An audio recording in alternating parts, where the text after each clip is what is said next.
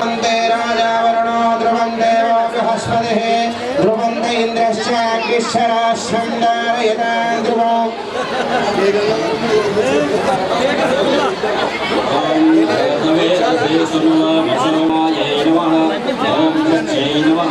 ओम मेधायै नमः ओम सावित्र्यै नमः ओम विजयायै नमः ओम जयायै नमः ओम देवोतमातृभ्यो नमः ओम भृत्यै नमः ओम तुष्ट्यै नमः ओम पुष्ट्यै नमः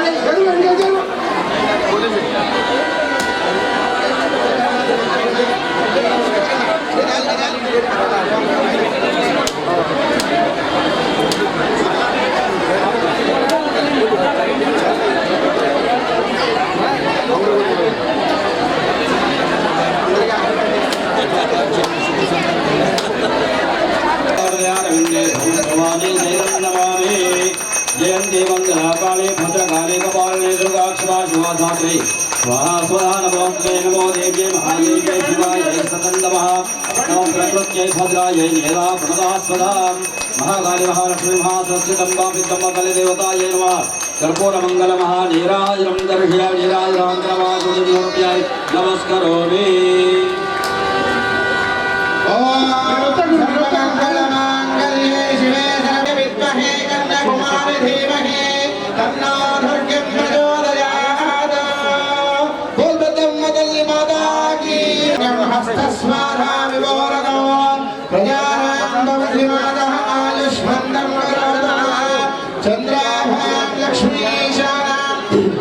सूर्याभां श्री महेश्वरे चंद्र सूर्याग्नि सर्वाभां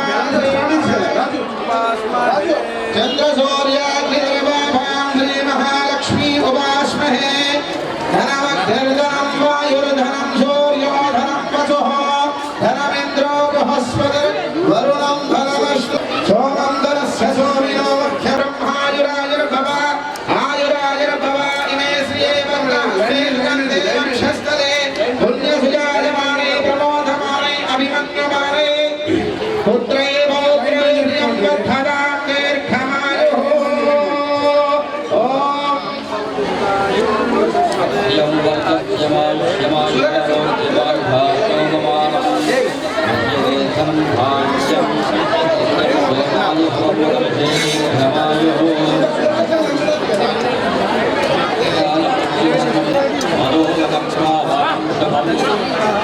यं అందరికి తర్వాత అందరికి ఇగో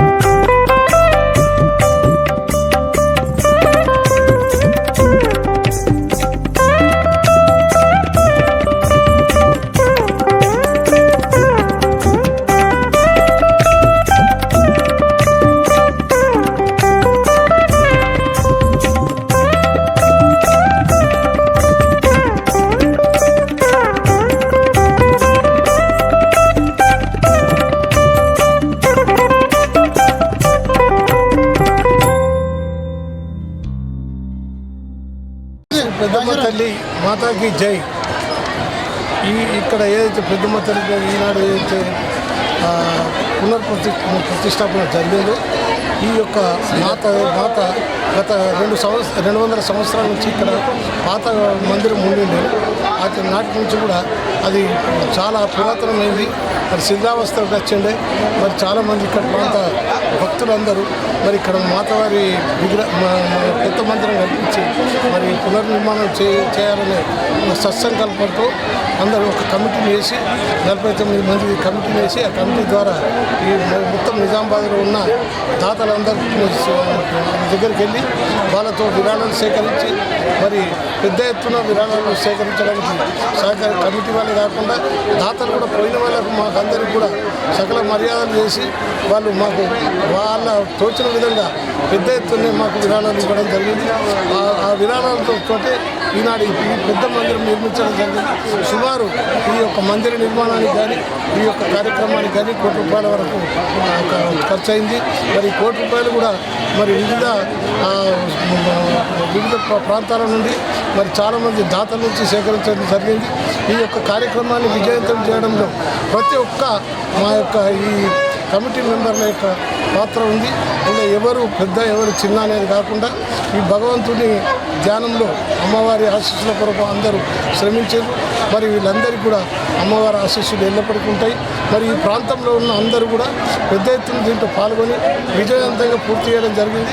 21వ తారీఖు నుంచి 21, 22, 23, 24 ఈనాడు మరి 21వ తారీఖు నాడు అమ్మవారిని తీసుకొచ్చి జలప్రవేశం చేపించి చేపించి అక్కడి నుంచి మళ్ళీ ధాన్యం నుంచి దాని తర్వాత ఫలపుష్పాల నుంచి ఈనాడు ప్రతిష్టాపన చేయడం జరిగింది.